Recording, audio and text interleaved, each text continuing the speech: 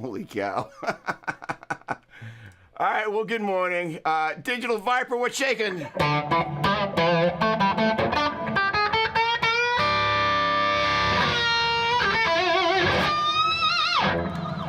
Headstock Harem, welcome back, my man.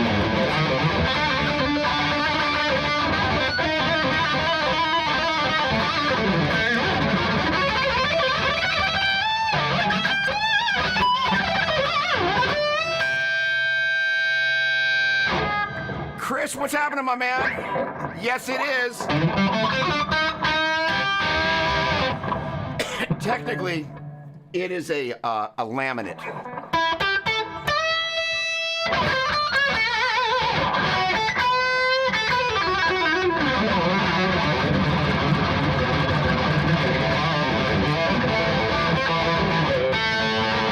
And I love this guitar. Brenton, what's happening, my man?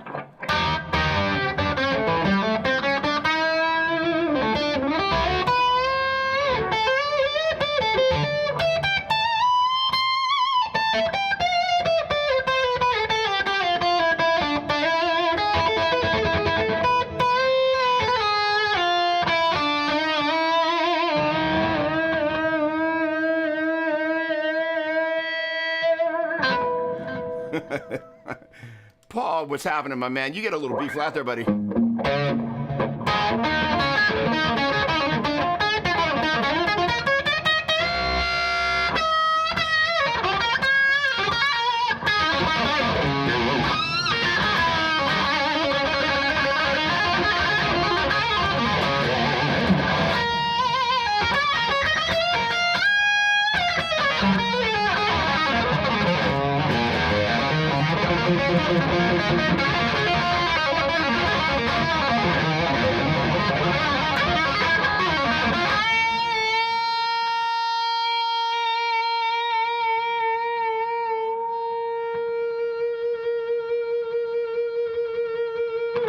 And yeah, it's a little loud in here. All right, Decrypto, what's happening, man? I don't think the truth. Okay, we take that. How about a little truth in E?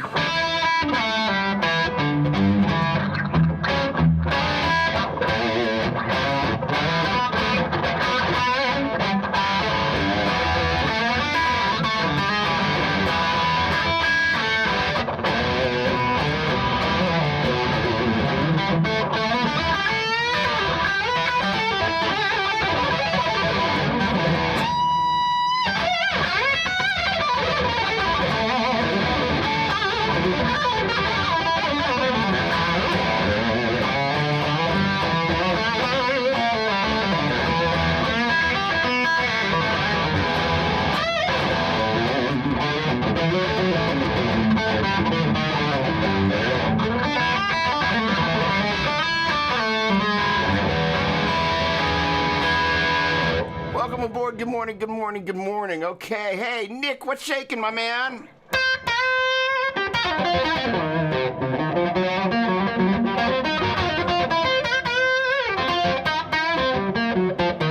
Looking forward to seeing you in Vegas. Hello, John Mello.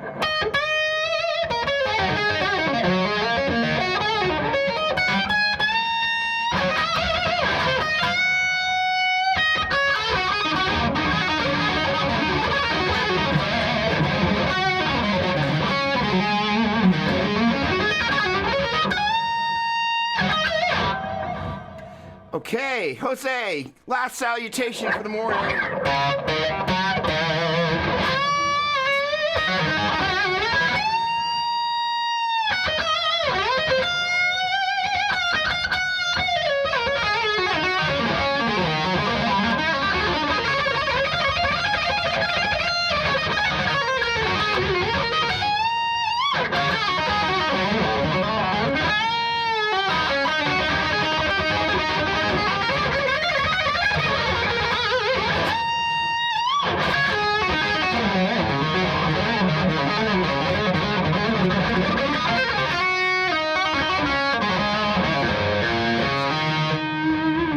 And yes, it is a Epiphone 1960s. Actually, I think it's just 60s Les Paul standard. I just love this guitar.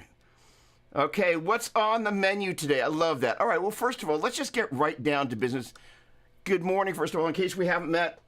My name is Doug. This is Doppler'S Gear Garage. And we're here to talk about guitar, talk about theory, talk about playing, answer your questions. So if you got gear questions, there we go. We'll have the face melting, blue smiling face, blue smile. I love that.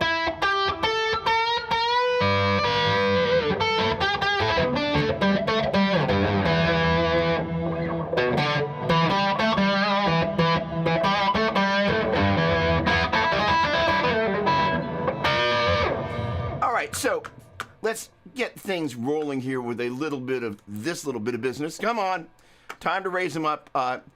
In case we haven't met, my name is Doug. This is Doppler'S Gear Garage. Like I said, we're here to talk about guitar, answer any questions you got about technique, theory, gear, but we got to raise them up. Let me know where it is that you're coming from and what it is that's in your glass this morning or this evening, depending on where you're coming from. I'm drinking some Pete's coffee with a little bit of muscle milk. Got to build those muscles of the brain or something because, gosh darn it, you know, things are busy these days, I think, for a lot of people. Here's to you. Wait. There's one more salutation that I think we can sneak in. There's not my buddy Carlos Hernandez. Oh, we got Johnny Bean, too. Hang on. We got more. Okay.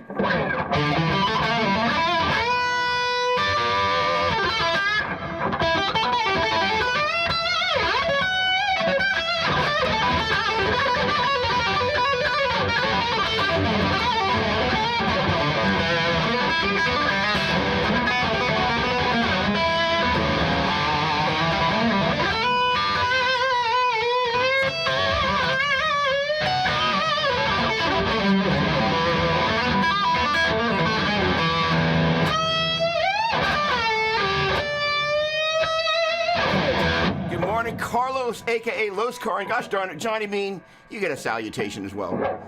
How about F sharp?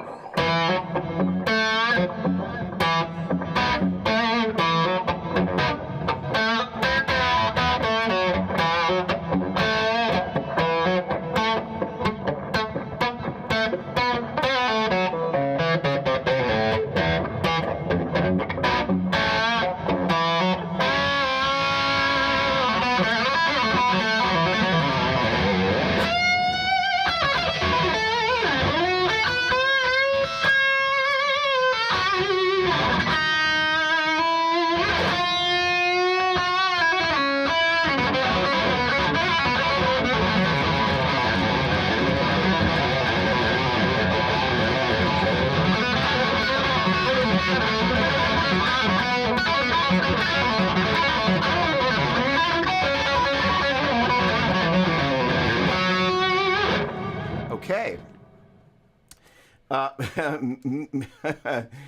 Yeah, that kind of, it's this kind of what I call the Mixo octatonic scale. What in the world is that?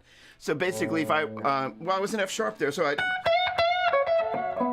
By the way, if you haven't spent a lot of time in F sharp, may I encourage you to spend a little bit of time this week?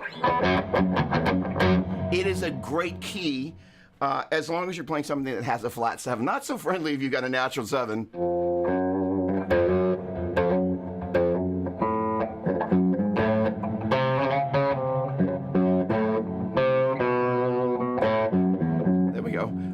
But the point being is that if you want to do some Phrygian,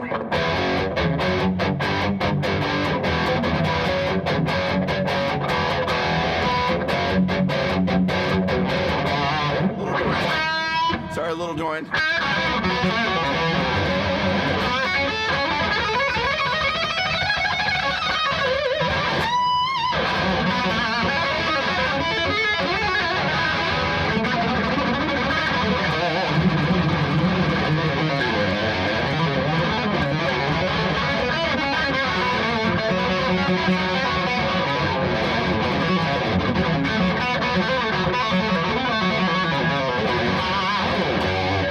And a little bit of bluesy gonna.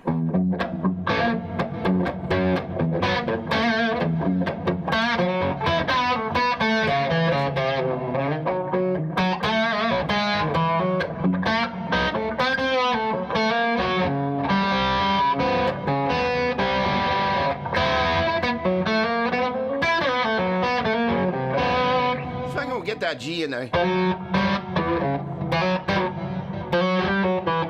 All right, there we go.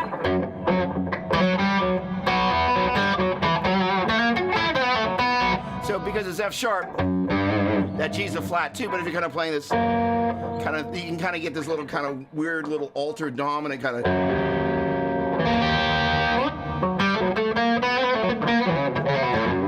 All right, getting back to this Mixo octatonic business. Basically, it's like taking, if you took, well, I'm going to play it actually at C because it's a little bit easier to talk about than the key of C major. You got 2 whole steps and a half, 3 whole steps and a half, which give you C, hold to D, hold to E, half to F, hold to G, hold to A, hold to B, half to C.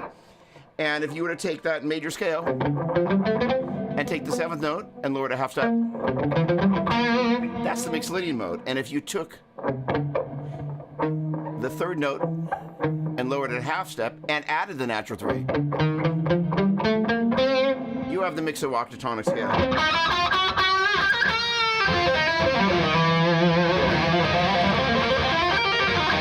And you can add the flat 5.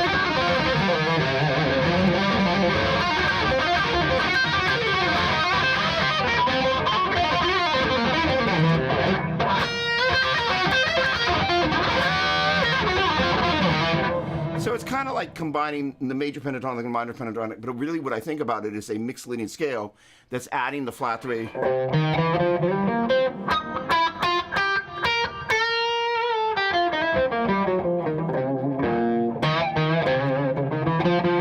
can also get away with the flat 5, but then we're no longer doing the octatonic, it's a ninatonic, whatever that is.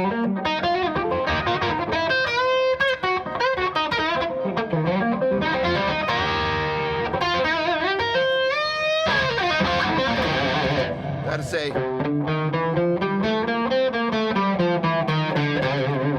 alrighty then. All right. Let's see here. Hey, I'm going to do my best to stay on top of a little bit of dime there in F.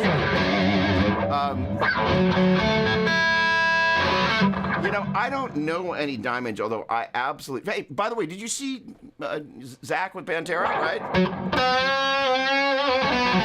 What a great show. I don't actually know any Dimebag, but gosh, I love Dimebag. In fact, hiding over there is a trio of Randall RG100s and a number of Jaguar-equipped cabinets. So at some point, I'm going to put together the dime rig. I've kind of got all the components here, including a Dean and kind of a bunch of the ingredients, including the graphic EQ, that the parametric EQ, and the MXR blue graphic EQ. And there was a period of time he was using a TC electronic delay a little bit. There's a photo of him in Japan from like a young guitar where that's in there. So it's going to be basically, the reason the 3 heads is I can kind of create a wet, dry, wet version of his rig. In one of the articles, where actually it was a video, I think, he was talking about when he played live, the front of house guy would ask him delay, but he didn't have a delay in the rig, right? And of course, there is the MXR flanger doubler as well.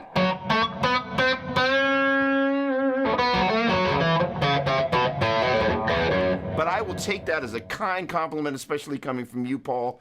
Great to see you. I saw one of your pedals on Reverb Craigslist going for like $1 million. They're like, $1 million. Paul Trombetta makes great pedals, amazing musician, amazing singer, was the lead vocalist in one of my absolute, and I will say this every time I see one of my absolute favorite late 80s, early 90s bands.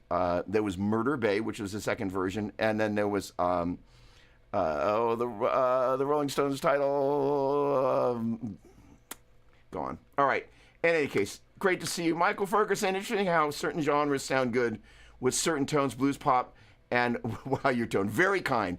You know, the great thing about this guitar that I'm just, you know, this is the thing about a great instrument.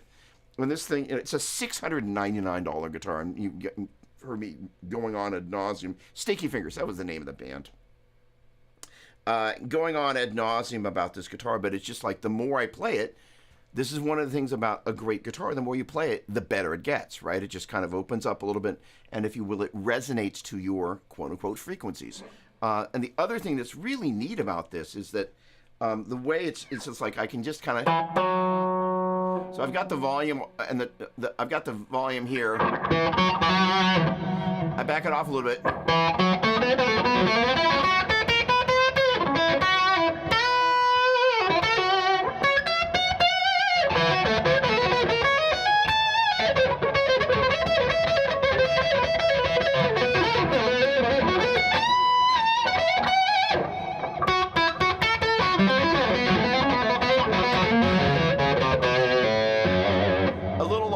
wah-wah call anyway. But it's also got, for me, a little bit of that Farfisa side.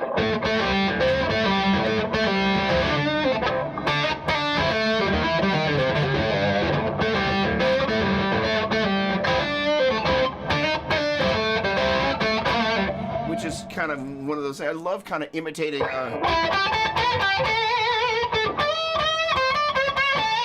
the sounds of different instruments. So I've got a thing I try and do called a guitar harmonica.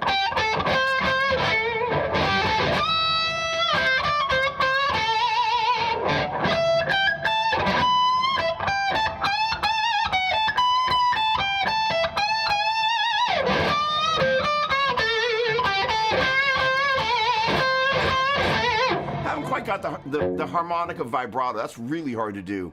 But Guitar Dojo, what's happening there?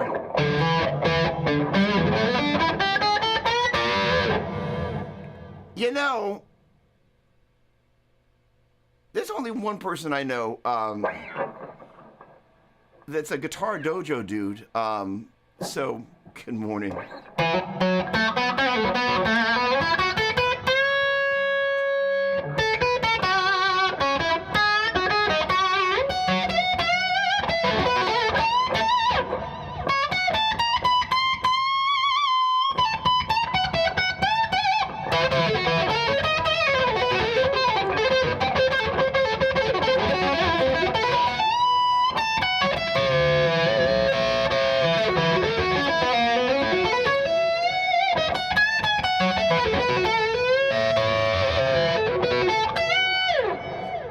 Top of the morning salute to you.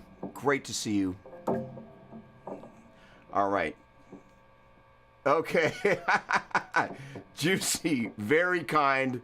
All right. Let me just get... it's me. Yeah. I'll just be super on the down low. All right. So, Chris, let me answer your question real quick. And then this is... what it does, it keeps the strings from ringing, and it's basically this little cool guy, and it's made by a guy that used to work at Bogner, and I don't think you can get these in. It's called a Jimmy clip, but basically if you can put it on the right way, and it just keeps it silent. All right, let's talk about the signal path, because I am in. It is hard to see, but basically it's like a it's kind of a mute, so the open strings, when you play with a lot of gain, sometimes you'll get those strings ringing. Signal path with great pleasure. All right, I am running into, back there, you can see the Layla orange splitter right there. So I'm going guitar straight into that. That Layla splitter is a passive splitter, so there's no power to it. So in theory, there's no weird kind of powering up of a transformer or anything fussing with your tone. Mr. Bonamassa has some of those in his rig. I've got that one, which is just a stereo in, mono stereo out. It's got the ability to flip phase, lift ground. It's flipping great, but you probably know about that. In turn, I'm running into the two Badlander 50s.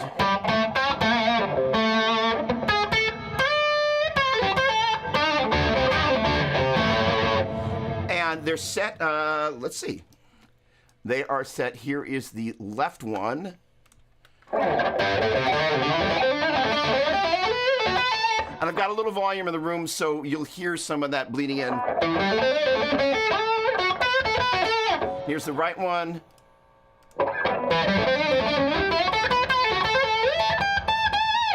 And here's both.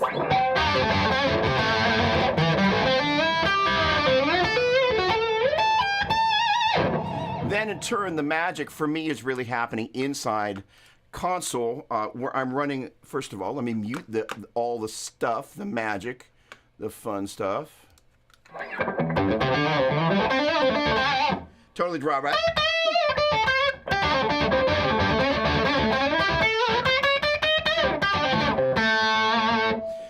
Adding reverb.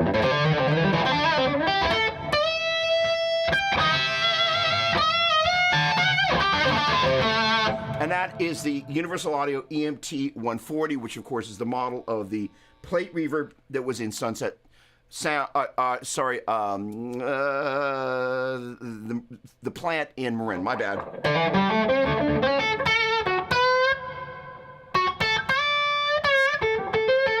Nice vintagey vibe.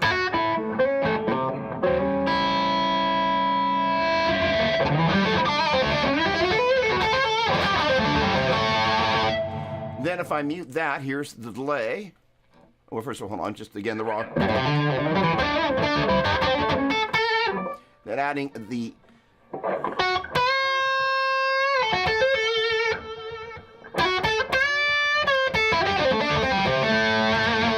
that's the Cooper time cube, and there's a little stereo left and right thing.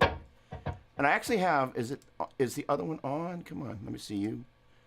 Come on, don't be shy. Why am I not getting my pop-up? Because it's just being stupid. There it is. Oh, it's over here in the other window. And they are both on. So one is set more subtly. There's that guy. This guy's just got just a little bit of slap vibe.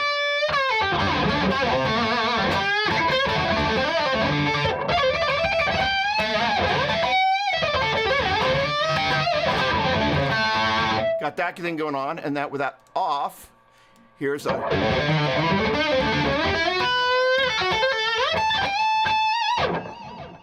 And I've got the treble pulled back a bunch on that. Actually, it's not that far back right now. But it's not also super bright, and here's both of them together. Again, here's the shorter one on its own, and I'll add the long delay on top. Long one on top.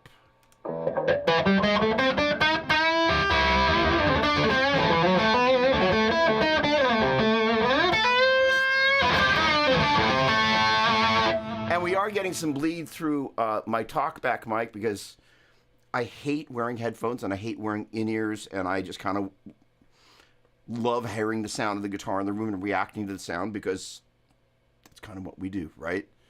So this guy is a Roswell Mini K67X. So it's got a transformer in it, and it just kind of, I use it for my talkback, but I've kind of got a hard limiter on it, which is the precision limiter from UA, and it makes it such that I can kind of have some volume up in the room. I left out one important piece. So the big thing that I'm really experimenting with these days is when I'm taking the guitar into the box, both those amps have Boogie's cab clone IR, which if you put the speaker in the off mode, it brings in a reactive load. But the reactive load, as you would know, dramatically changes the way the amp behaves. So I'm experimenting with different ways. I've got that guy right there is the Cab Clone IR Plus, which has the ability to bring the volume down, obviously, with a, what the hell are you called?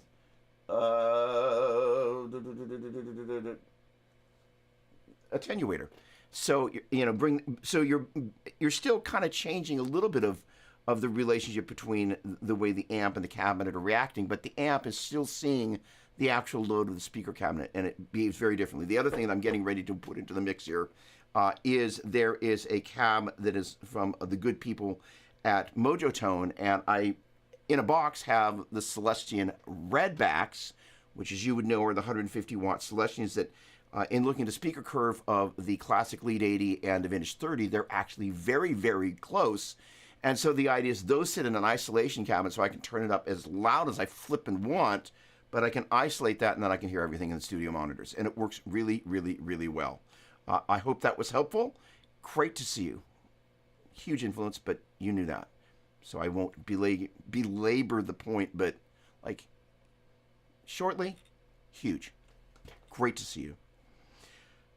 String damper, yes. So that's exactly what this is. This guy, again, now here's a couple of things. If you happen to play a guitar like a Jazz Master, or you've got this thing going on, those guys can also ring. So sometimes I'll actually have two of these on. This is called a Jimmy clip, and I have a tendency to put it on, because the bass strings are bigger, I have a tendency to put it on from this side like this, and it just sits across and keeps these guys from doing. And so if you play, those sometimes can ring and or feedback or something. And so the idea is to pull those out of there. Sonia, great to see you. Good morning. Hold on, I'm doing salutations.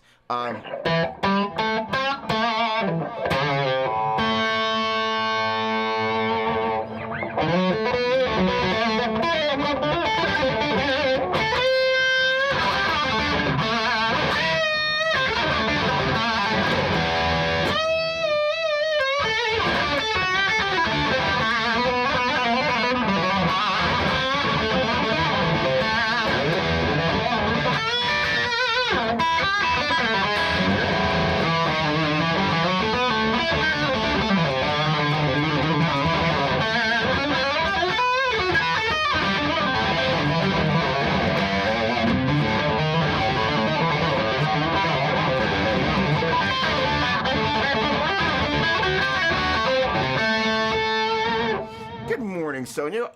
Sorry, good evening over there in Germany. Shane, what's going on? You know, I came across an old photo.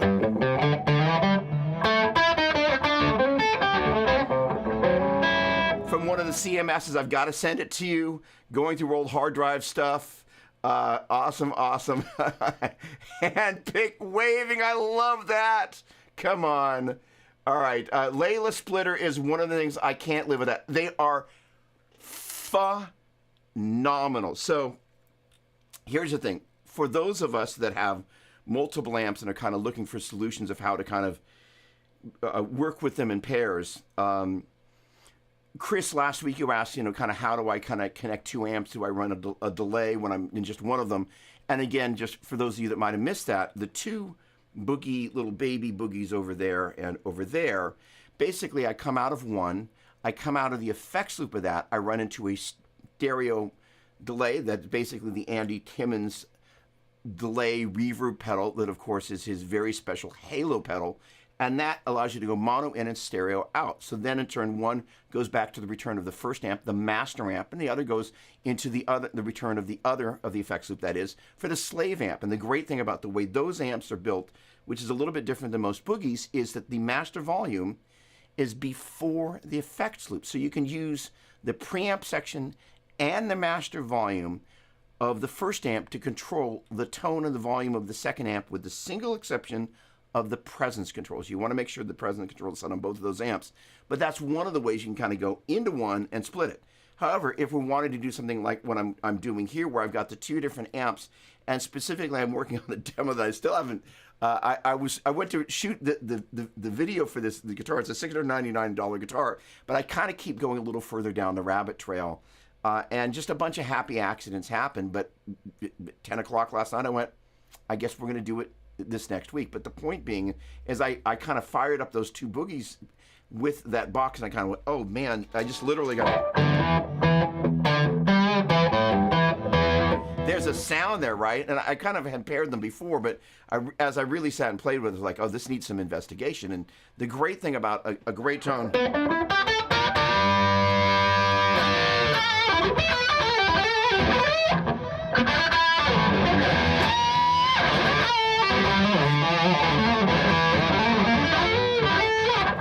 can just kind of bring something out in your hands, that sound, that guitar, that moment in time kind of,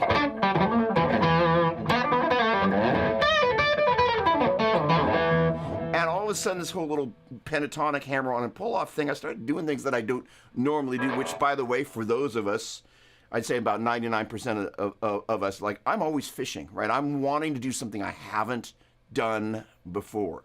That's one of my favorite things about Guitar Dojo Buddy. He's just a super badass and does all sorts of really wonderfully quirky, unexpected, out of the box, just flipping great, brilliant tone, and just kind of like, wow. In any case,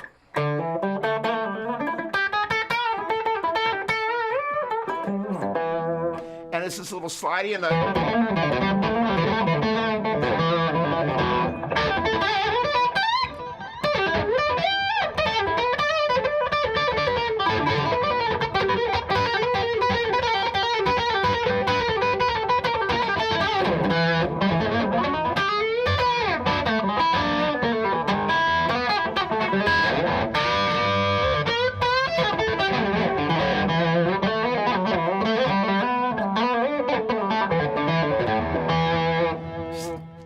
and that's kind of the whole thing, is you want to be having fun, but it's like a car.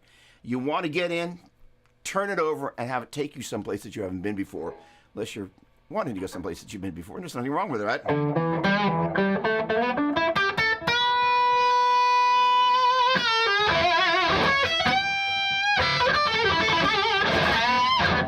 And the other thing that I've been spending a lot of time with this guitar, everything's all the way up. But like I mentioned before, like volume all the way up, and then back it off.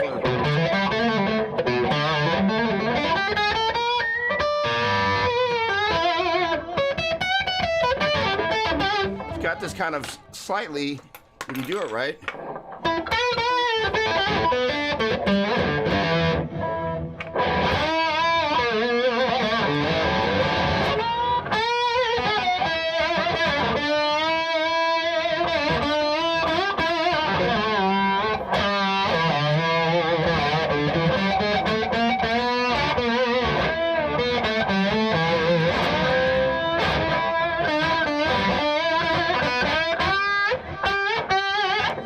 Accent's a little tiny bit low on the second string. And the highest string.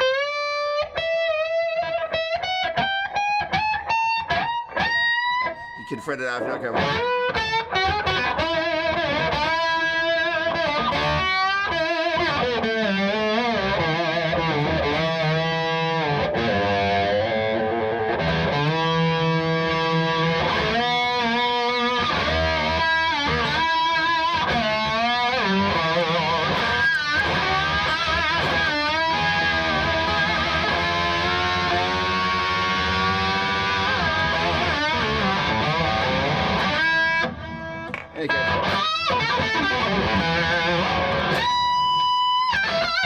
Bring the volume, the tone all the way up. Sorry, the tone's all the way up, the volume back up. Sorry, it is all the way up. Right, when I went to the slide, so here's the slide with the volume and tone all the way up. I'm gonna back off the volume control.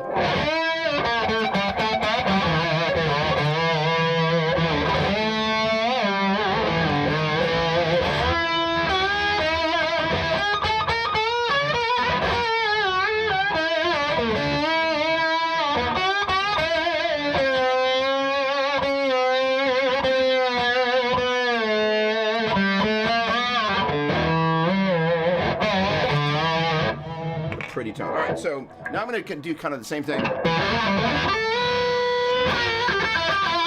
with the tone control.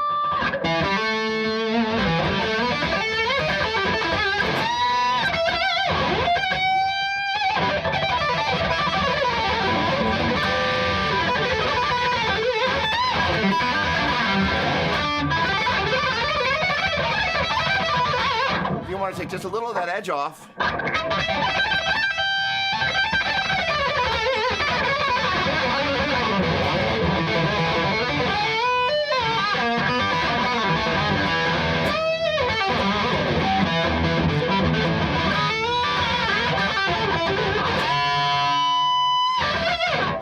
Flippin' A, that guitar, $699, just stupidly good. All right, Steve Greenleaf, good morning, my friend. So, Albert, hold on, just, hello, great to see you.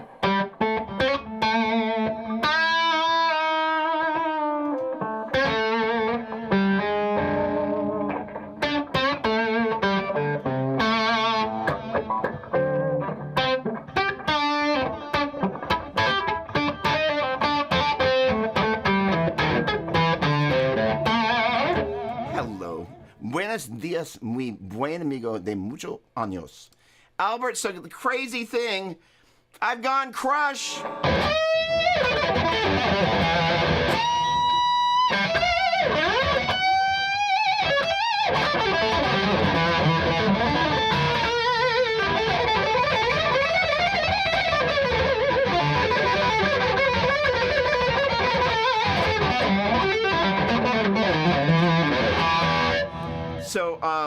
So last night as I was messing around, for those of you who don't speak Badlander or Boogie, that's kind of true of the Fillmore as well. One of the common things with newer Boogie designs, basically you kind of have two identical channels that basically has a clean mode, a crunch mode, and then a crush mode, basically the highest gain mode. And much of the time that I've spent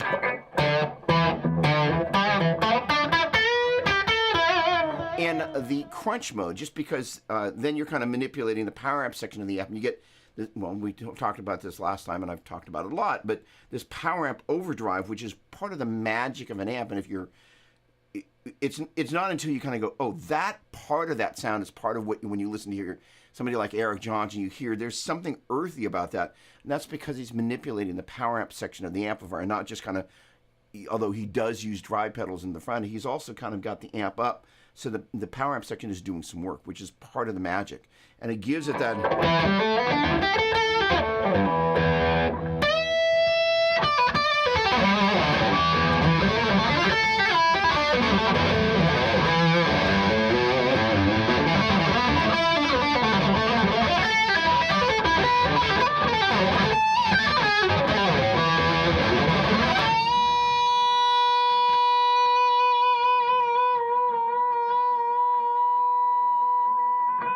Oh, come on.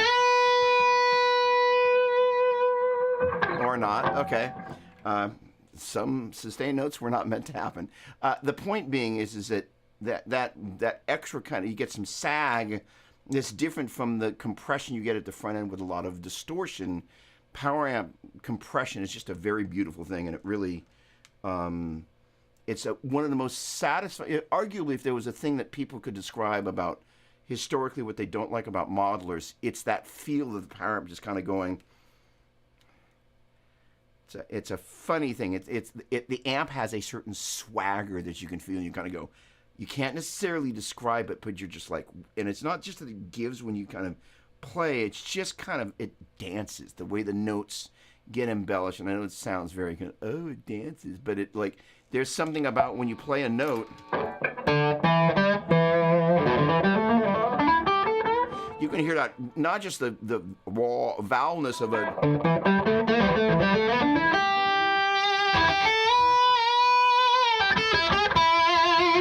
but there's something about the way that it becomes vocal in a way that preamp distortion just doesn't do. Although I love, I'm a fan of high gain, obviously. So the short version, last night I kind of plugged into those two amps and I kind of went, you know what? There's a demo that I'm working on for those with this guitar that's actually a drop D thing, and he hates when I say this, my handler at Boogie was like, can you do something kind of more like a Fall Out Boy kind of a thing? And so I fell into this great little hole for about 3 hours, which was a great place to go. But the outcome was that I kind of went. And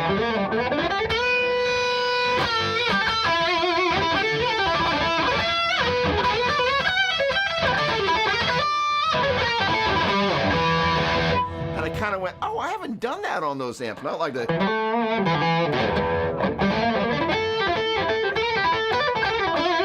And all of a sudden, it kind of got me to play in a particular way that, like, oh man, there's a.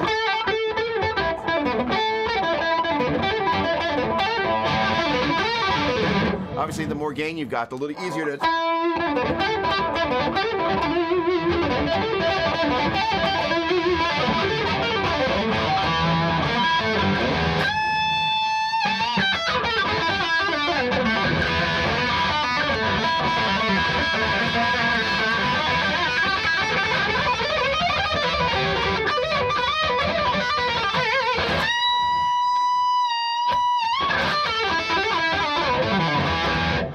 So on and so forth. Shane, doing an outdoor worship service outdoors, do you have any secret wisdom for a good mix and tone? Yeah, don't play outside. Gosh darn it, outdoor is really, really, really, really weird.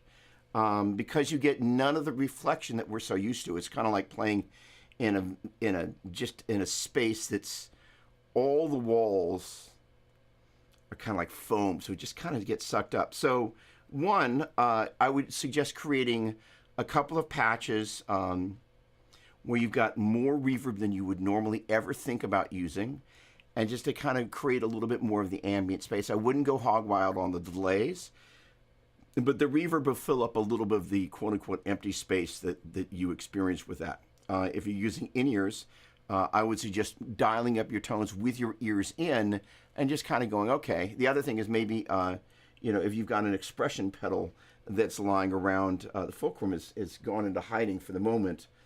And there it is. Come in.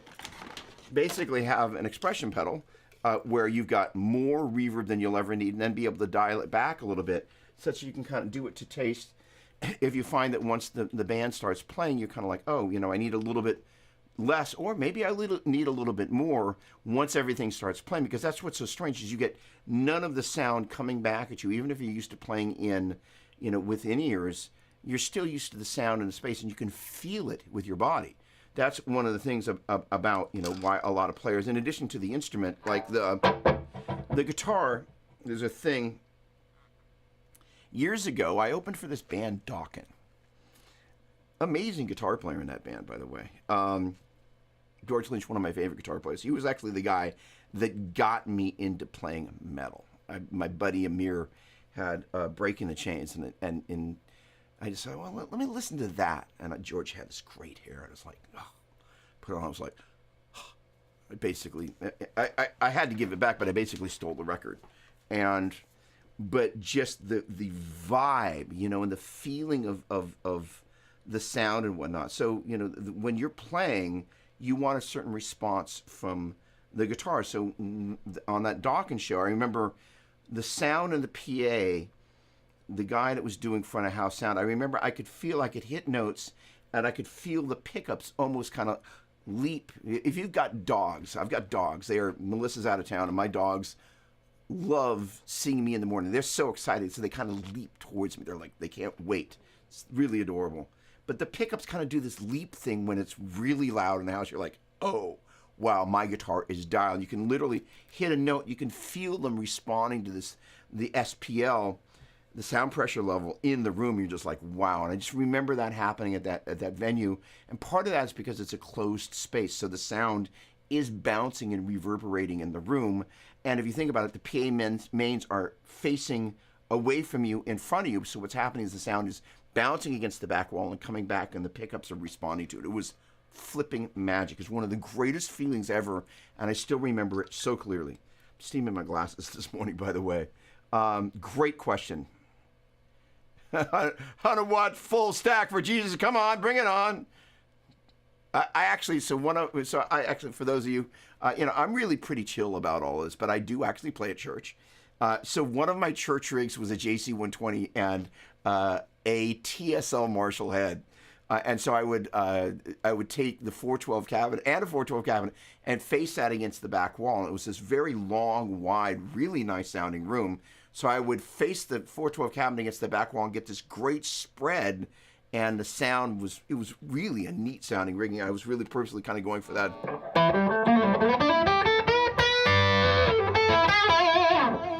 There we go. All right. So in any case, let's see here. The redback, right? You got a little redback action. So I am, I may be doing a little bit of demo stuff, either from my channel or potentially on my channel, or maybe on the channel from Mojo Tone on that ISO cabinet. And so I've got a couple of different speakers that I'm going to put in there. Right now it has their anthems, which is their kind of Fendery type of thing. But they also have a speaker for those of you, matter of fact, one of you, we've talked about this G12C, which was in the Hendrix cabinets. And it's basically this beautiful modern take on a vintage, beautiful greenback. It's a very special speaker. So they make a speaker called the Watchtower, which is made for them, but it's their own label, and it's basically the G12C, but they only have it in the 8 ohm version. They don't have the 16 ohm version for whatever, and it is magic. So I'll potentially do demos of that and the anthem, but also then I'm going to put the redbacks in there, and they're rated, for those of you who don't know, they're rated 150 watts. So what's great about it is if you're going to use an isolation cabinet, you can just pummel the daylights out of them, but their frequency curve, again, is very close to a classic Lead 80, which is basically the MC90, the Mesa Boogie Black Shadow, as well, which is essentially the classic Lead 80 with a small variation, some slightly different doping, as I understand. And then it's also very close to the Vintage 30, which is really cool. Mr. Something Else, that is a conspicuous marijuana leaf. And I say that having grown up in California, there's an abundance of a skunk population here, but you probably wouldn't know any of that. So I'm a triple rectifier ass son of a, hey, what's this? So if you recognize that little piece of machinery right there, my amp is saying hello, because in a boogie home, you really got to get a little triple rectifier going on here and there. That amp, as you would know, is so loud and so heavy and so awesome. Here's the other thing. It's an interesting thing. So years ago, rumor had it that Michael Schenker preferred the 50-watt Marshalls over the 100-watt Marshalls. And so these Badlander 50s basically are powered by a pair of either EL 34s or a pair of 6L6s. And so the point being is that you have a little bit less headroom than you do with the Badlander 100 heads. That are actually have a lot less headroom. But the other thing is there's a different output transformer. So the headroom means that the amp kind of gives up the ghost a little earlier, but it also means that because the output transformer, the amp on the 100-watt is just more aggressive. And so the thing about the triple rectifier is has an obscene amount of headroom, as much distortion and as much power amp gain as you can get to without going completely deaf. But it also is a very tight, if you clean it up, it just will kick you in the you know what. It's a great amp. A splitter. Oh yeah, stereo delay. Come on.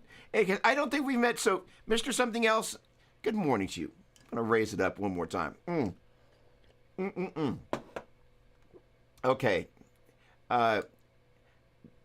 JCK CPA. So, are you a CPA?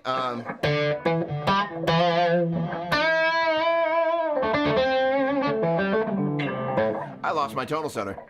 I guess I thought I was in A, but I was really in E.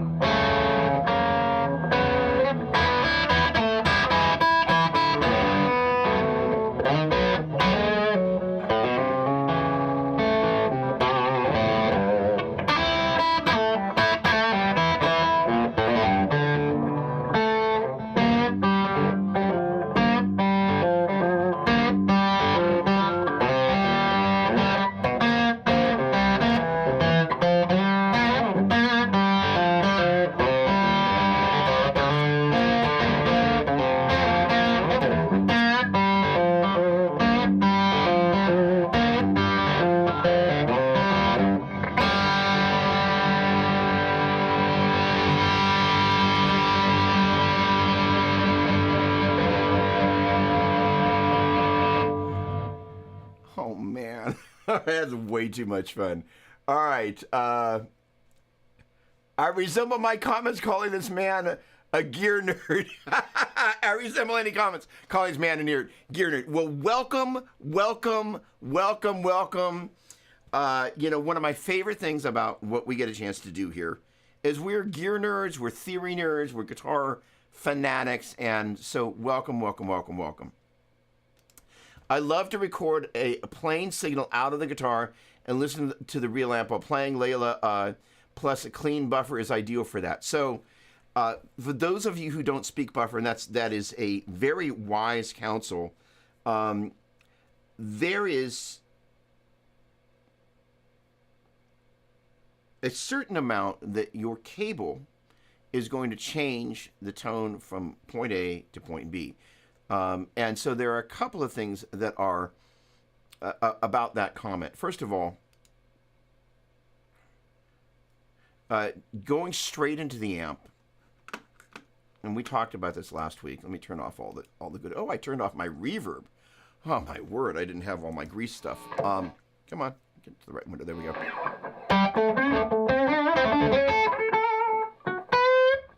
Playing spanky, naked, clean, no delay, no reverb. I guess it's not clean.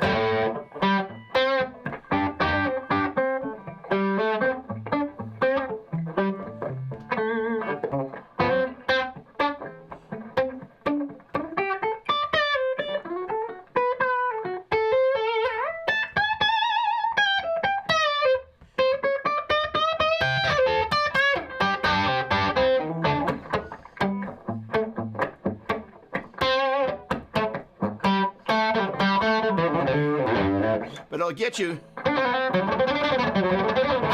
when you're playing without a lot of secret sauce on there. It's gonna keep you on it. But you also really get to know your amp. And without the delay and the reverb, because if I add the delay and the reverb, you're going to hear, if you will, the bloom of the effect.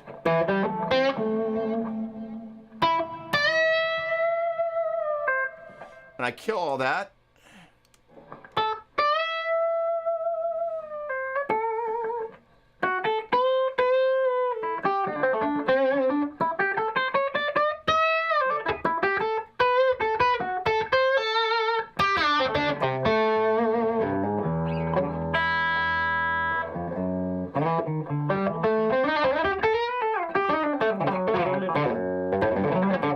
it's really uncomfortably naked at first, and so you kind of go, okay, I just need to figure out how to do this. And it can be really confronting because you pick it up and you kind of, you know, you're like, oh, okay. And the vibrato helps. And then you just kind of begin to go, okay, I need to find my voice when there's not the soupy, fun...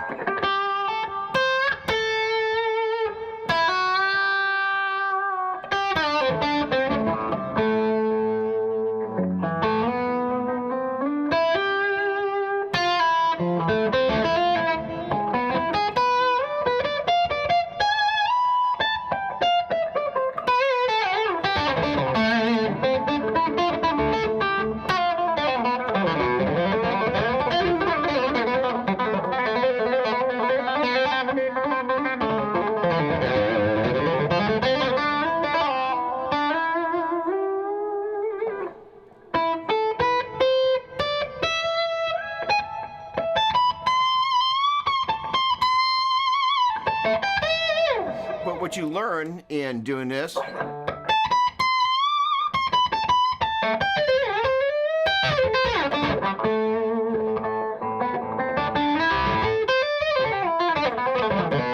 how to lean back in the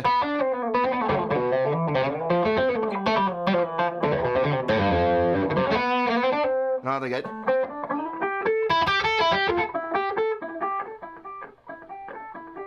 so when you add the I'll add a little just a little verb.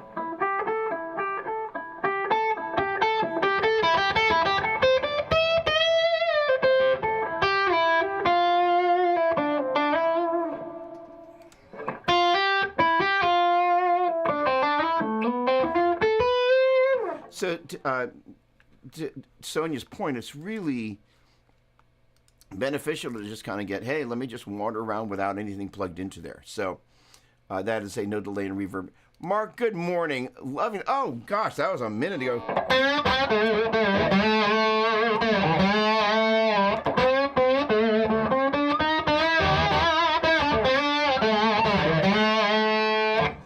I love slide.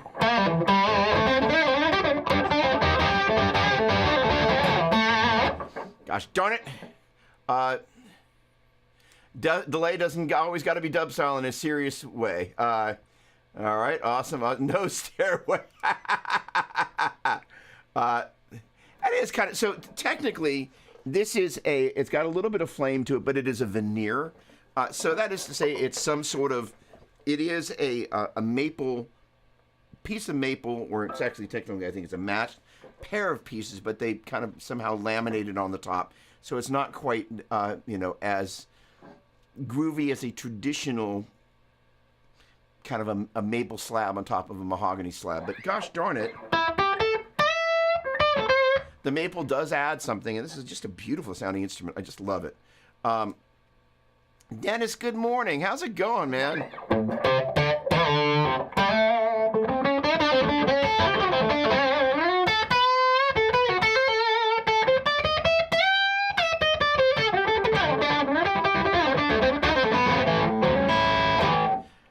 Great to see you. All right.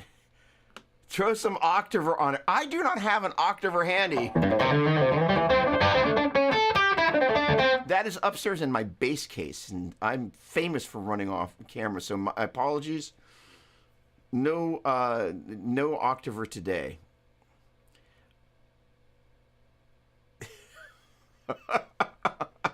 All right. Hey, what's going on, Jonah? Always a pleasure. Good morning to you. Let's see here. Hang on. Let's see if we can get a little something going on. I always feel like I'm slightly repeating myself by all the salutations, but at the same time, it's kind of one of my favorite things. I'm going to go C sharp.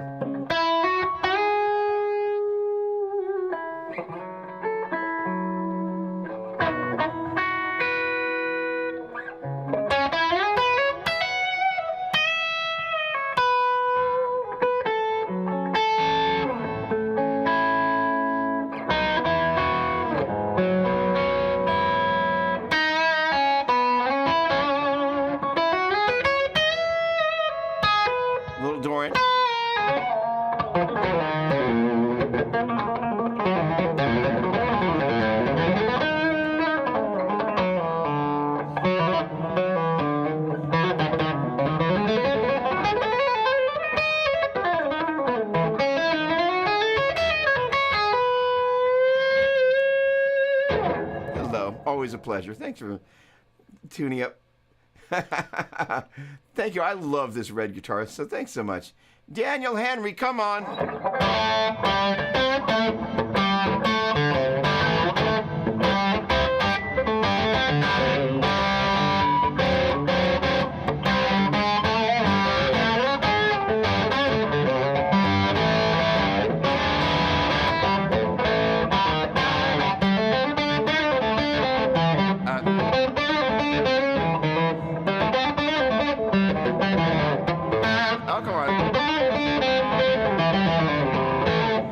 That. Good morning. Hello, hello. Warheart Arts, come on. You don't need to excuse your feeling. Real amps are real.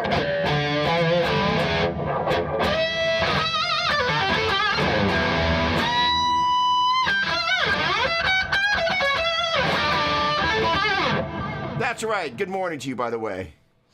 Albert, you've got that crush dialed in with nice clarity. It's crazy, right? It can get oversaturated and compressed for rhythm.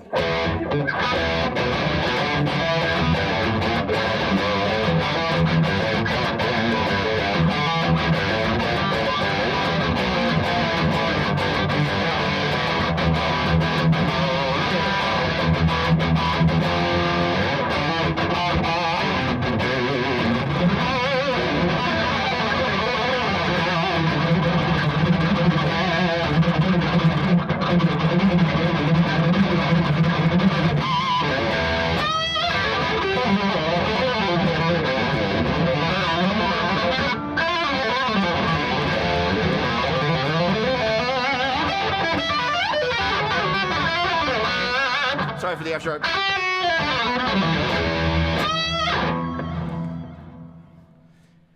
All right.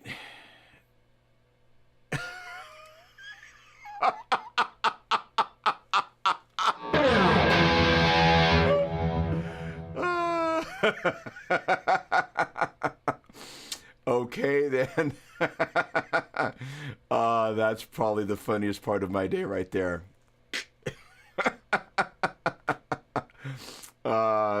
Wait a second. No way.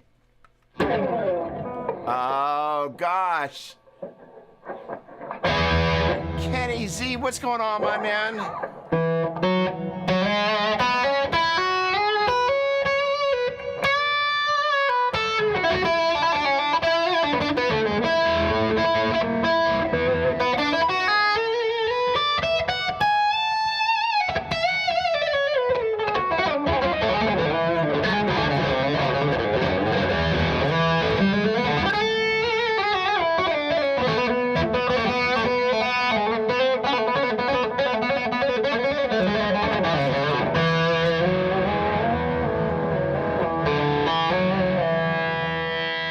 So Kenny and I played in a band called Captain Crunch, and the funny thing is I was trying to remember one of the Crunch songs, and the old noggin doesn't. Kenny, what a pleasure to see you, my friend.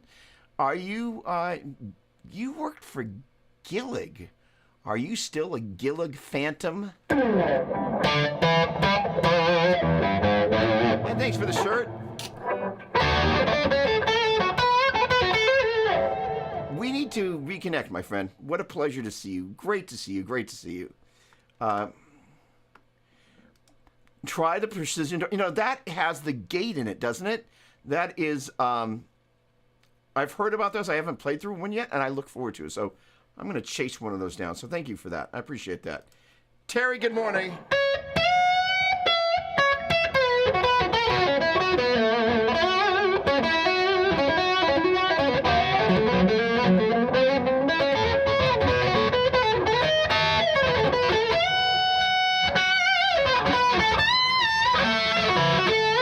Always a pleasure to see you. Gosh darn it, Ada, my clone that I bought for $72 arrived, and it sounds just like what I think a clone sounds like, or clone sounds like. That's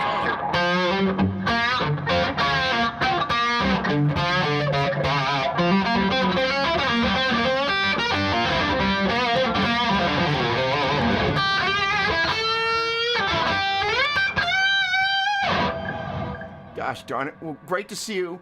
You're the guy that bought the cabinet, right? Yeah. All right, Michael, hello. Always a pleasure. Thank you very much.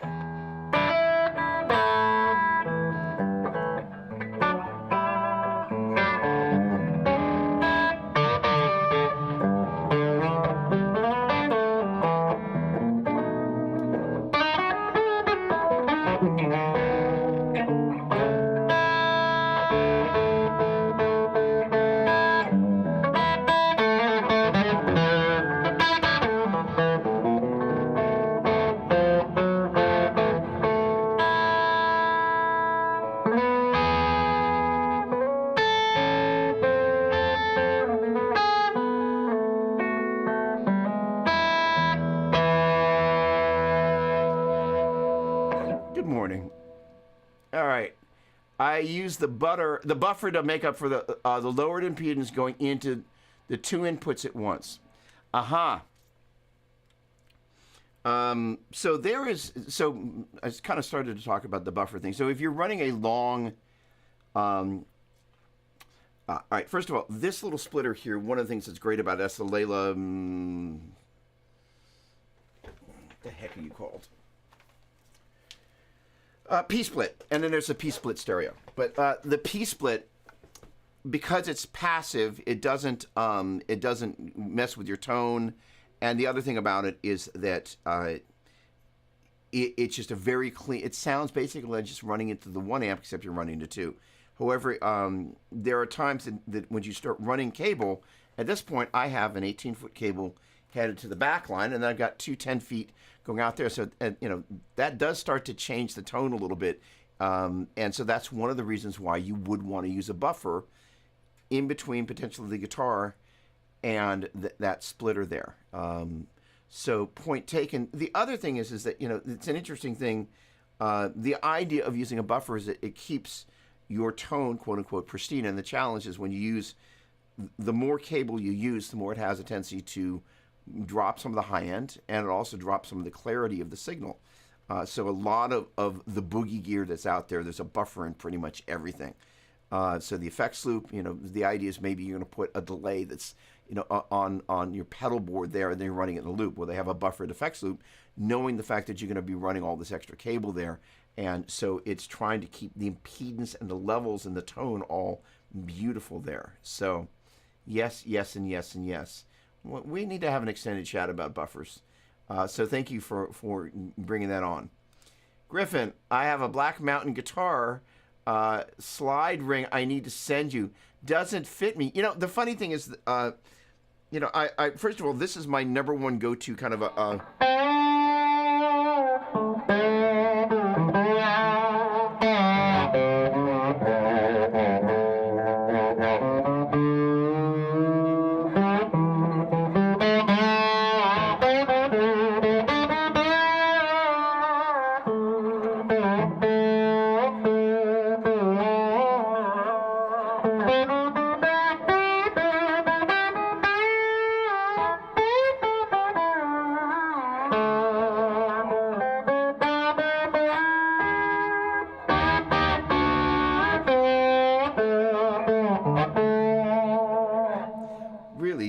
I love, and so each one of the slides is out there.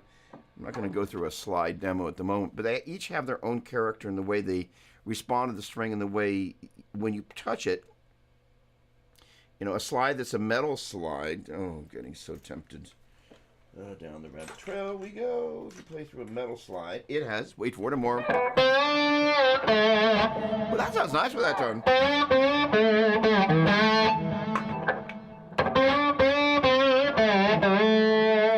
Now I love the woodiness of your. There's a warmth that you get from a glass slide, but with this particular sound.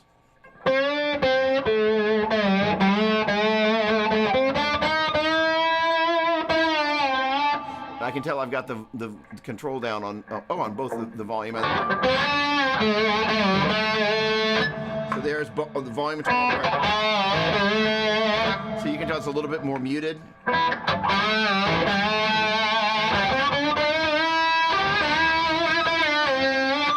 So that's a little. So when I hit hard with the right hand. I like the softness of that sound versus. Now the novel concept would be like, well, then don't pluck so hard. And so, one of the things I talk about is kind of the envelope of the note. That is whether quiet.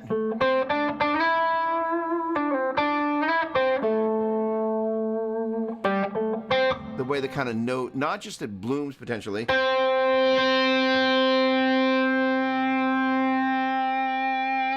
but also the way it just kind of opens and closes naturally. So the thing about the slide, with the glass slide, it's a gentle kind of a envelope, where this guy,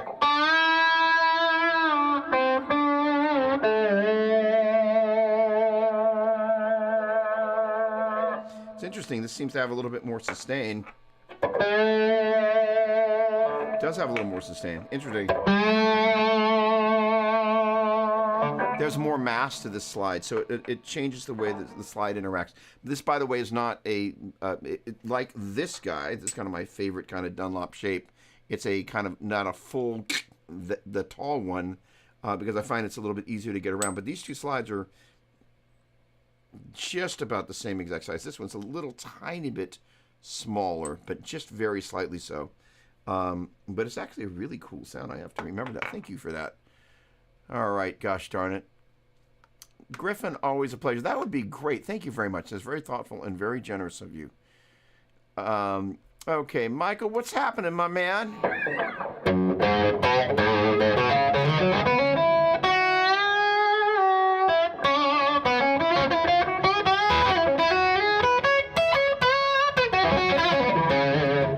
Great to see you. Been way too long.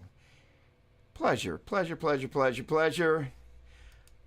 Yes, an octaver would be kind of groovy.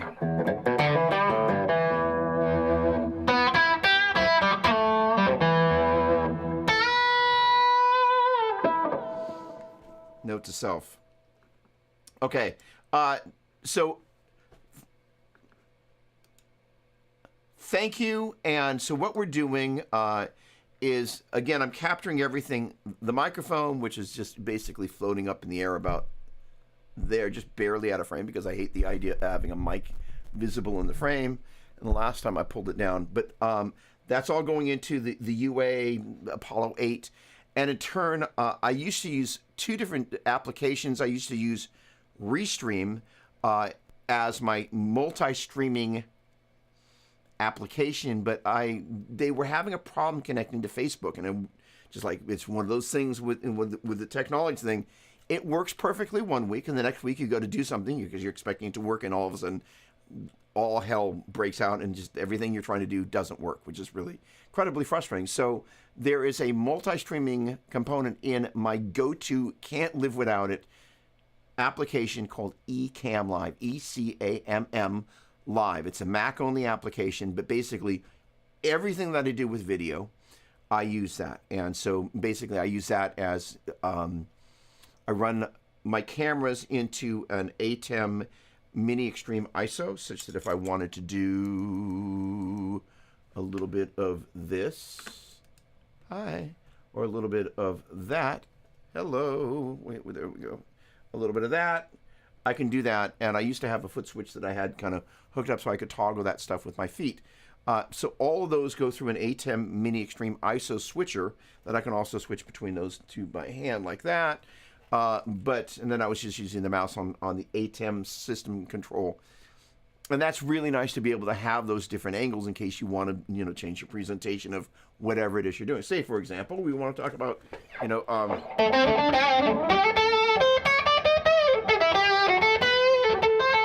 using the fingers, right?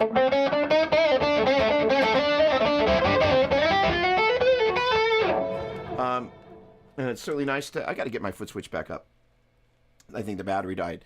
But all that goes out into eCam Live, and there's also an application loop back, because in PCs there's kind of like this built-in mixer, which generally works pretty well so long as you get all the driver nonsense kind of all worked out with PCs. But Mac doesn't have like a built-in audio mixer where you can take all the sources and then choose where the output of that goes. So that's where this application allows me to bring all these guys in. It is literally, let me mouse over you. It's literally called Loopback, and I think it's Loopback. I think it's not loopback.com, but it's got this kind of a green and a red little kind of circle 8 type of a thing. But basically that allows me to take all my audio that I potentially will have going inside my system and route that into Ecamm Live. And so that enables me to use that as my audio source there. And so, first of all, the other thing that's great about it, that's one of my favorite things, is it's also got a record function. So numerous times a day, if I play something that...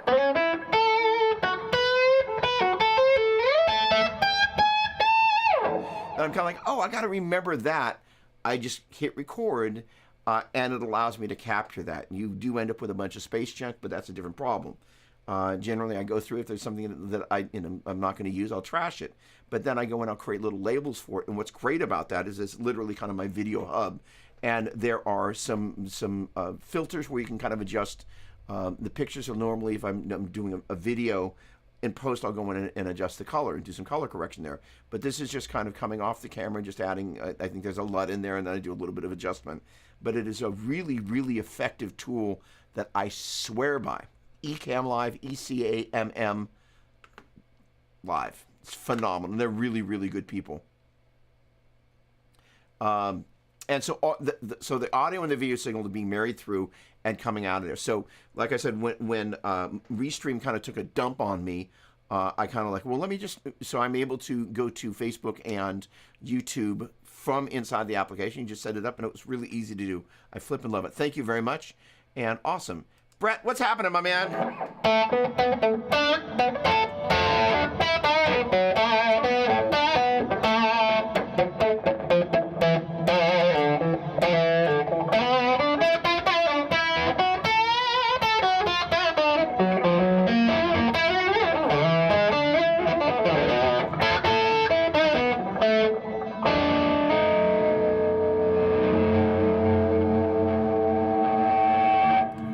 Good to see you.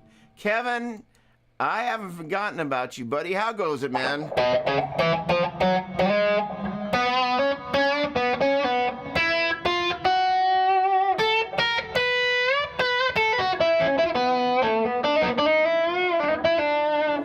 So Kevin lives a kind of a hot skit and a jump down the road from me, but we're going to be doing at some point some custom knobs. So it's going to be really cool. So great to see you.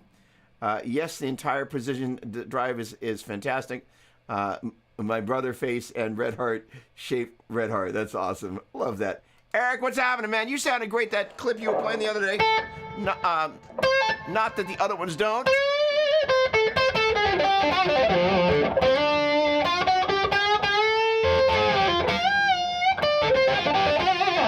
Good morning, good morning, good morning, good morning. All right. Let me see if... How many guitars do I actually have? I do not know the answer to that question. But when I do, I'll try and let you know. Okay, let me just make sure I'm getting caught up. Rick Harrison.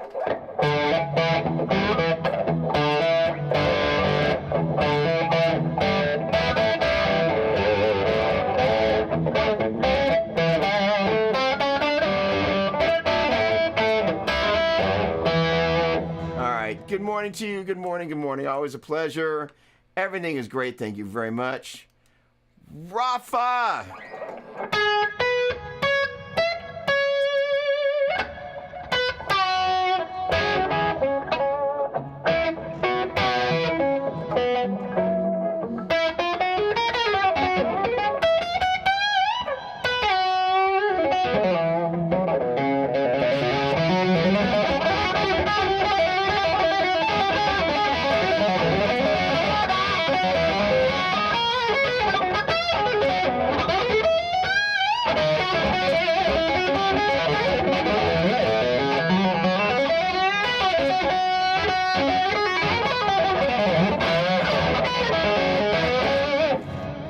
Your guitar, gosh darn it. and you want it, so we got to get it to you. Great to see you, my friend. Brett, I always use the glass. Come on.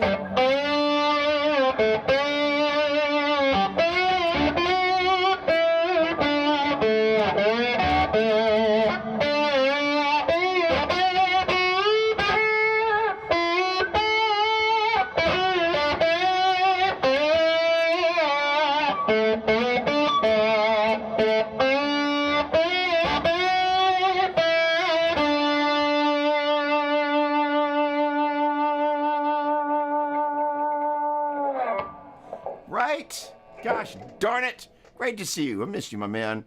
Griffin, I've always been a glass ceramic. So the ceramic ones, here we go. So the ceramic ones, the problem that I have with ceramic is they can be heavy. So you always, where this guy,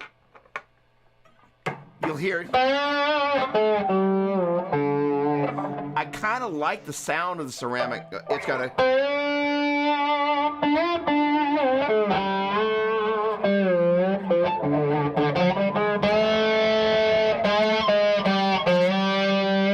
I kind of love the sound of ceramic.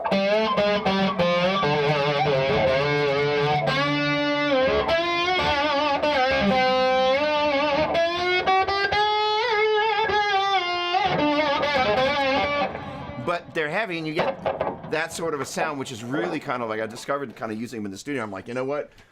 I love the sound, but I keep getting the thing going on. It's not a desirable thing in a track. After watching a slide lesson, I'm ready to play some Turn the Page. Metallica's out. Come on! Bring it on. Gosh darn it. All right. Will the upcoming Helix offer stream control? That is a great question. I do not know. There's a bunch of stuff that you're going to be able to do because of what you can control elsewhere. I have a Roland Aerocaster. It seems to work great for streaming live to multiple platforms. Awesome. I have an old Roland streaming unit that I couldn't get to work right. So I'm glad that's really working for you. Hit the thumbs up, everyone. And thank you for sharing the love. Sean Varley, gosh darn it.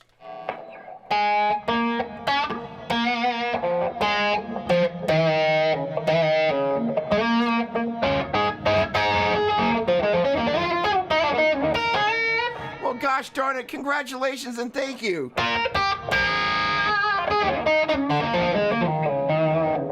You know, there is not a 339. There's a oh, where is it? There's a 335 that's on loan from my buddy.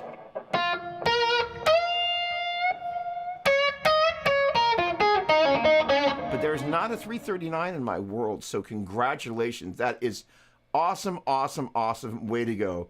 The answer is also not enough. How many do I have? Not enough. That's right. Gosh darn it. The Dundane. Zach, hey, what's going on, man?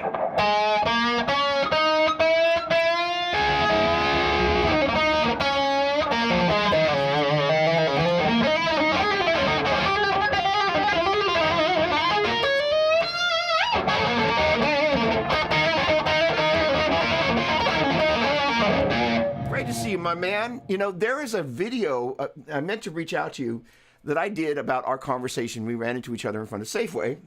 You and I know that. The rest of the world maybe doesn't. But it was talking about stage fright. That totally inspired me to do this video.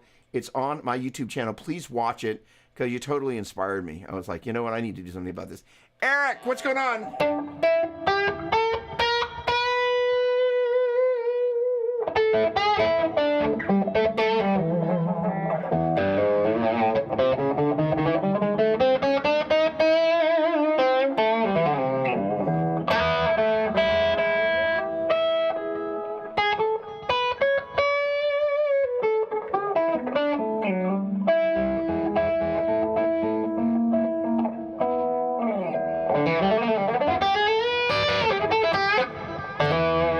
Great to see you, my man. Good morning, good morning, good morning.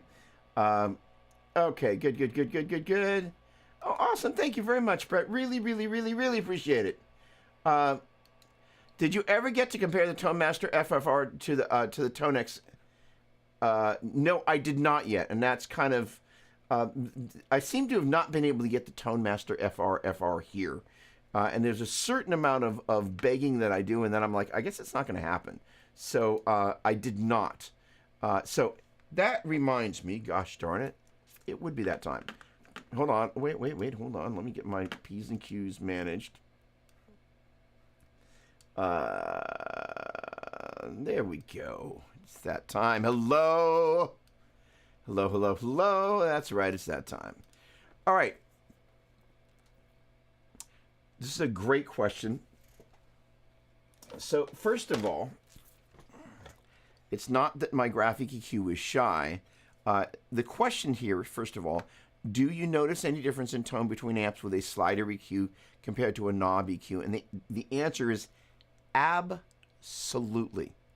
So the thing about a graphic EQ, and the reason I put this tape on here is I had these guys back in a rack there, in a rack, not in a rack, and this one I didn't put tape on, but the idea was that I wanted to make sure that the settings didn't kind of get messed with. So this is another thing that I do, and my buddy Albert has seen me do this on the gig front, where sometimes when you put if you've got a rack case for your head, as you're putting the rack on, you can potentially move your knobs, but it'll definitely mess with your sliders. So what I'll do is put across the front of the amp painter's tape across all the knobs, and then also across the front of the graphic EQ. So generally speaking, each one of those sliders does its own thing without having a huge amount of influence on the slider next to it. Chances are it has a little bit of spillover because of basically what's called the Q. You can't control, to tell you the truth, the graphic EQ you can control the Q, that is the width of, whether it's just literally on that one EQ point, or does it get a little, it has some, it gets a little wider in the hips, if you will, such that it's kind of affecting things that aren't just at that one particular EQ point. The thing about your traditional tone controls on an amplifier, they have a huge amount to do with one another, especially based on the circuit.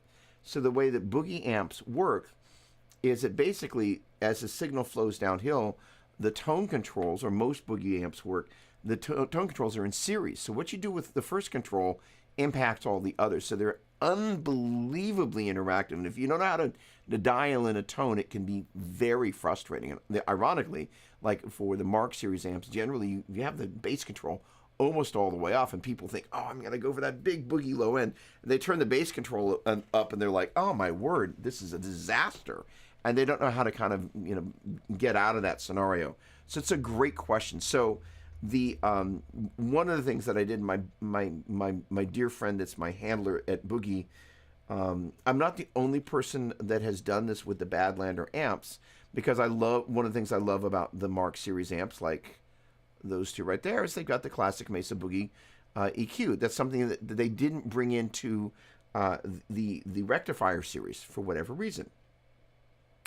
But placing one of those EQs in the loop is a really nice thing to just be able to fine tune things, and I really liked doing that. However, I can also say,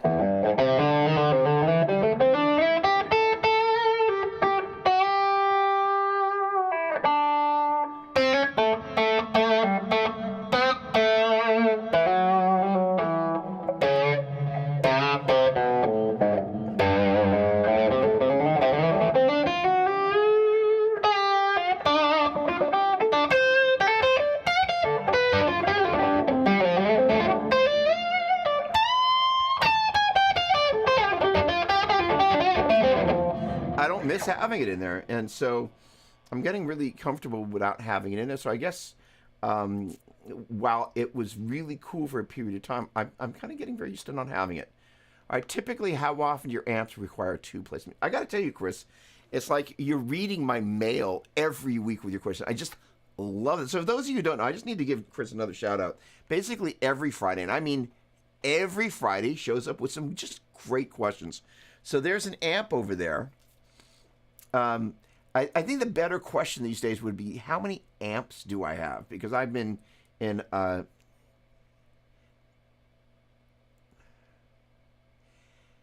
acronym is ass. Amp acquisition syndrome. Ass. I've got a bad case of ass. Gosh, that sounds wrong. It is wrong. But the point being is I picked up, there was a Boogie 412 cabinet. I've needed a third oversized rectifier cabinet because I needed one. But the deal is that those two oversized rectifier cabinets are to go with the two Badlander 100 heads. They need those cabinets, quote unquote. But I also have, some other heads like that 90s dual rec reissue there, and you probably don't want to just use one of the 412s with the triple rec because that's a 150 watt amplifier, and the vintage 30s are rated, depending on who you're asking, they're rated about 60 watts a piece. That's 240 watts, but the thing is that dual rectifier, it's just savage. You could easily blow a speaker with that. Ideally, you'd want to run it into two of the cabinets. So I found another oversized rectifier cabinet for $500, which is a smoking deal. And this crazy thing happened. So I drove all the way. I basically saw it with this amp, and I was like, dude, we sell just the cabinet. He was like, he quoted me the price. I'm like, I'll be there. So I drove down last Saturday. And I'm testing the amp with this, testing the cabinet with this amp called a Heartbreaker. Albert, if you're still here. So it's an amp that I've never played through. It's a Mesa Boogie amplifier, and it basically is kind of a slightly higher gain take on the Mark One. It's got a big long chassis. It's got your choice of a silicon diode or a tube rectifier. You can run 6 L6s, 6 V6s, or EL34s in it, which is what's in there now. And it's got one of the best reverb circuits I've ever heard. It's got the beautiful Fender clean tone, even through an oversized rectifier 412. I was like, I can't believe this. And I'm driving away, and I'm like, I don't need that amp. I don't need that amp. Do I need that amp? It's like, no, okay. So I can't get this flipping thing out of my, because it's got this.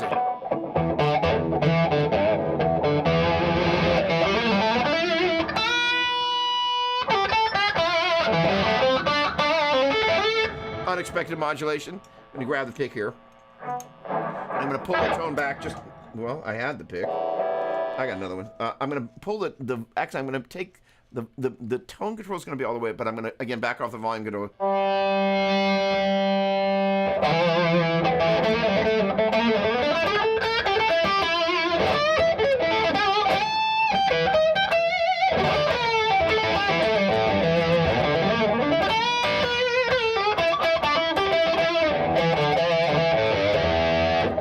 And it's got very, kind of this woman tone-like thing, and that's what that amp really does really well.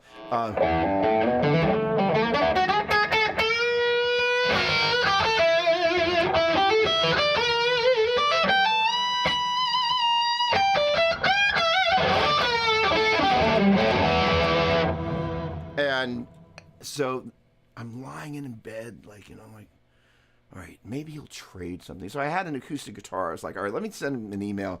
So I drove down Saturday, and I went back on Sunday, and I traded him an acoustic guitar for the amp. So I now have a Heartbreaker. It's a flippin' amazing amplifier. So the real question is how much of an ass am I? Amp acquisition syndrome, and I'm a big ass. There you have it. And I would not be the only person to say that. All right. If you could ask Eddie one question about gear, what would it be? It's about the guitar, right? So for those of you who by chance don't know, the black and white guitar that was on the cover of the first album is the same guitar that became the red guitar, right? It's Frankie. I probably would have asked him, tell me about just the evolution, because with Eddie, sometimes in the article, sometimes he was a little, I'll tell you some of the story, but I'm not going to tell you all the story. And I would have just tell me, what was the very first moment, and kind of just, from there, what's your favorite parts of the story? Because I have to believe that guitar, it's I can say from my own perspective,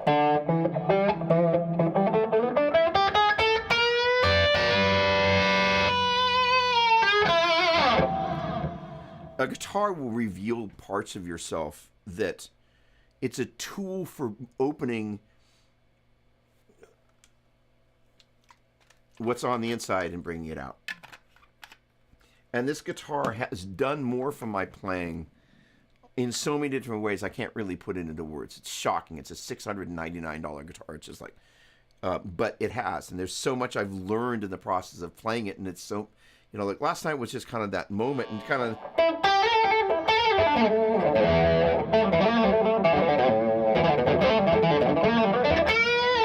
And sat upstairs practicing on my number one V, but just kind of working on some pentatonic.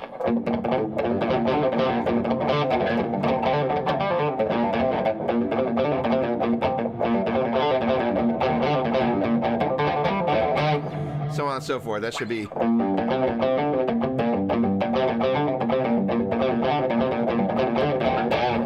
And the idea of just kind of going, okay, there's stuff.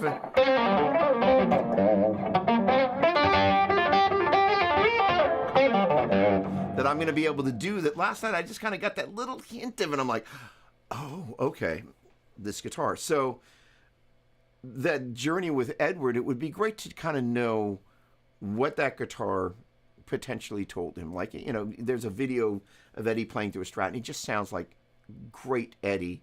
You just kind of go, well, he sounds like Eddie playing through anything. But there's a certain amount that the guitar informs you and tells you, hey, I can do this. And it just, you'll play a little something in passing, and it goes, no, you need to come back to that. And so it would be great to have that conversation, right? You know, because the impact of a phenomenal instrument is really very special. It's a great question, Chris. Thank you, as always, for doing that. Albert, okay, yes, a good buddy has a heartbreaker. Swears by it. Dude, it is the crazy thing is, like, how is it that I've never even seen one in person? I was like, and it's huge. It's like, bang. Great sounding. Really love that. Epiphone, c'est facile, puisseur. Hold on a second.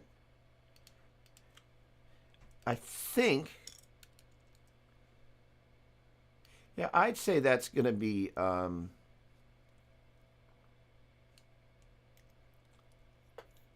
me get into Google Translator here real quick. Okay, there we go. Oh, what's going on?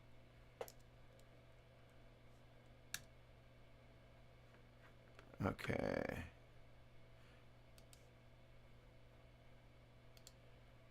Translate.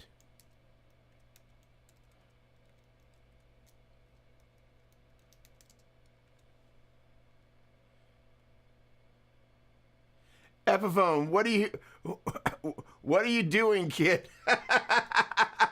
Well, if that translation is literal, I am loving this $699 guitar.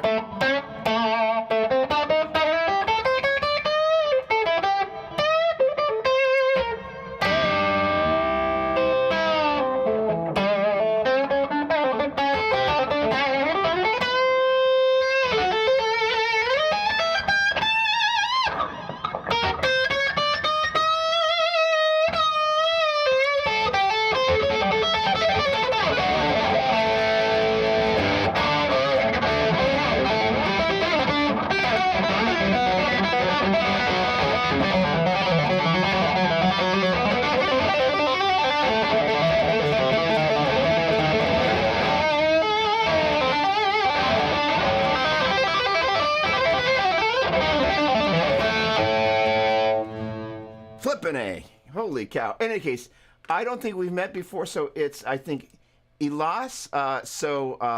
Obrigado and welcome. Hey, awesome.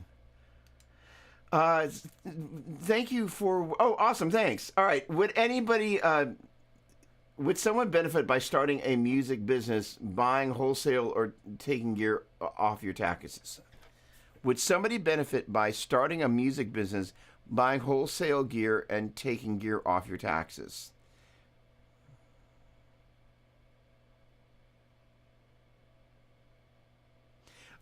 First of all, yes. So back in the day, the teaching studio that I studied with Joe Satriani at had a California reseller, this little kind of goldy orange piece of paper.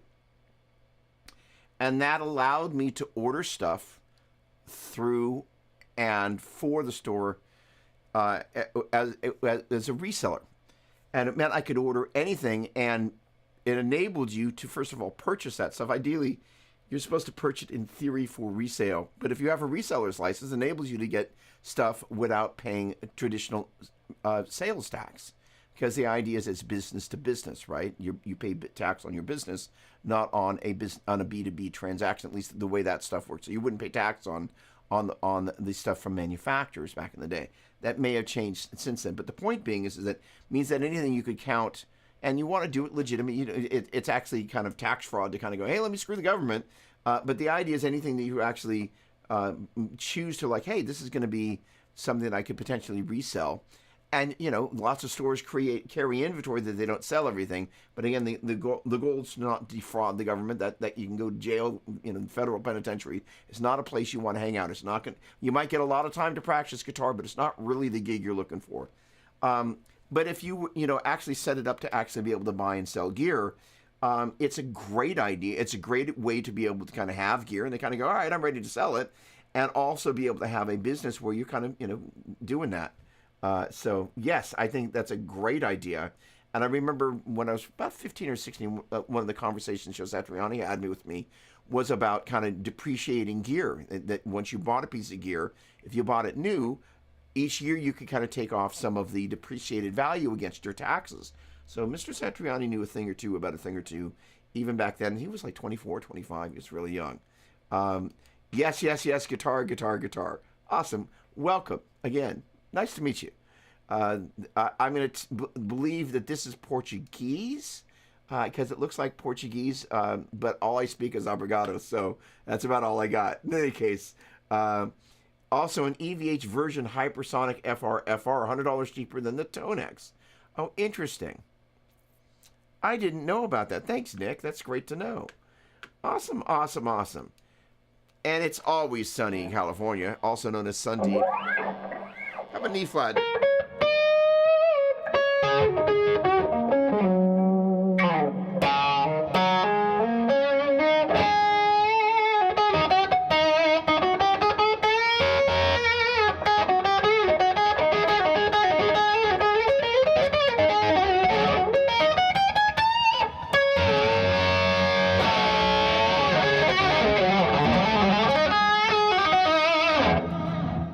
Great to see you, my friend. All right, hang on a second. You're getting ahead of me, Junie. Brother Doug, please try Line 6 HD500X with a precision drive in your next video. I'm curious how it sounds. Virtual hug. Right back at you. So, given the amount of things that I've got to get out the door, first of all, I do need to kind of track down a precision drive. It's going to be a minute because I have a small backlog of video content that I've got to finish. Like this. And then something on the Badlander series, and then there's also going to be kind of a boogie kind of flagship amplifier video that's can be kind of taking all the kind of the current, top of the line amplifiers that are kind of the flagship amps, not just one of them, but kind of doing that, and those are kind of on the horizon. Also coming up pretty soon is I'm going to go off and teach at John Petrucci's camp. So I'm going to be gone. When am I going to be gone? I'm going to be gone Saturday I'm going to miss 2 Saturdays. I always love teaching the guitar camp, so it's certainly not complaining. Oh, yes, I know. I've got Gabriel's lesson coming up. All right, I've got the Petrucci camp. The first, there we go. Saturday the 9th and then Saturday the 16th. I'm going to be at the Petrucci camp on Saturday the 9th, and I'm going to be at Corey Wong's camp on the 16th. So I'm going to miss those 2 Saturdays because I'll be busy tormenting other guitar players. I'm super stoked. I've never taught at one of Corey's camps, so I'm super excited about that. I'm gonna get a chance to see. There's a guy. First of all, I'm a huge fan of Corey's playing. I've seen him several times, and it would be great to just kind of get his whole download in his master classes. But I must admit, Ariel Posen, one of my favorite newer voices on the guitar. Not that he's a new voice, but he's just a brilliant guitar. But he's a lovely guy. I saw him at Crossroads, and he was probably one of my 3 favorite players. I was like, boom, the Canadians really have a thing. So I'm really looking forward. The great thing is when I'm doing my teaching stuff at Corey's camp, does not overlap with when Ariel is going to be doing his master classes. So I'm going to be like, boom, it's going to be really cool. In any case, I want to thank everybody for hanging out and coming by. It's always a pleasure. So I will track down a precision drive because I need to. I apologize. I'm not going to have a video of that anytime soon. But you know what? I will do this one step better. I think my HD500X is here. And what I can do is I can actually, if I can track down the precision drive anytime soon, I can play it here. So, like, you know, and I can twist the knobs in real time, you know, so, and that's kind of one of the things I'm actually really enjoying about kind of all of this. It's like, you know, we frequently kind of like, hey, what are you playing? You know, what's that thing, you know, the guitar bra up there, right? You know, it's keeping those strings muted and whatnot. So that's kind of one of my favorite things is being able to kind of walk through whatever piece of gear I'm kind of fixated in the moment. Like we were doing the little California Tweed a week ago. In any case, all right, hey, I have a lesson coming up very shortly. I want to take a little bit of a break and kind of get focused before then. I want to thank each of you for hanging out. Really appreciate all the questions. I appreciate all the kind words. Most importantly, I appreciate this community. I have one last little announcement. As I've mentioned, I'm getting ready to re-release the first album that I did in 1995. It's the 30-year anniversary. So the pieces are going to be in place to be able to kind of share all that stuff next Saturday, and you'll probably see some stuff on social media. I do have an ask. If you happen to see it show up somewhere and you are so inclined, please share it on your feed. Please, if you're a Facebook person. And, you know, tell a friend would really, really be appreciated because it's just we're trying to kind of get the Spotify thing going. I'm going to also be creating a Spotify playlist that those songs are going to be on. So you might see a playlist promotion thing happening as well. So in any case, spending a huge amount of time preparing for this. It's been a lot of fun going through this old flyers. Like I literally came across, I mentioned Dawkins earlier, came across the Dawkins flyer and Tony McAlpine and shows that we did with Steve Morse and all these things that happened in the 90s. So it's really neat after all these years to still be doing this, but most importantly, to be able to do it with you. One of the things that happens in my Spotify training class is that, you know, they're talking about community, and, you know, I don't bother saying anything, but I'm so grateful for this community of people that I get a chance to hang out with every Saturday. It's you know, I don't do what I do for money, but at the same time, being able to sell CDs and sell merch and sell downloads and you know, and have Spotify begin to generate capital and then go out and tour and all of that. To have a community to start with is a hugely important thing for that, and it's one of the silver linings of doing this. So I just want to say thank you. It really, you know, every week I kind of always I'm always saying thank you, but really it means so much and it matters so much and it's so important on so many different levels. So thank you for spending your time. I look forward to seeing you next Saturday. You know, make some questions. You have them ready. I'm here to work. So thanks so much. Have a great week, and I will see you next Saturday. Thanks again. Always a pleasure.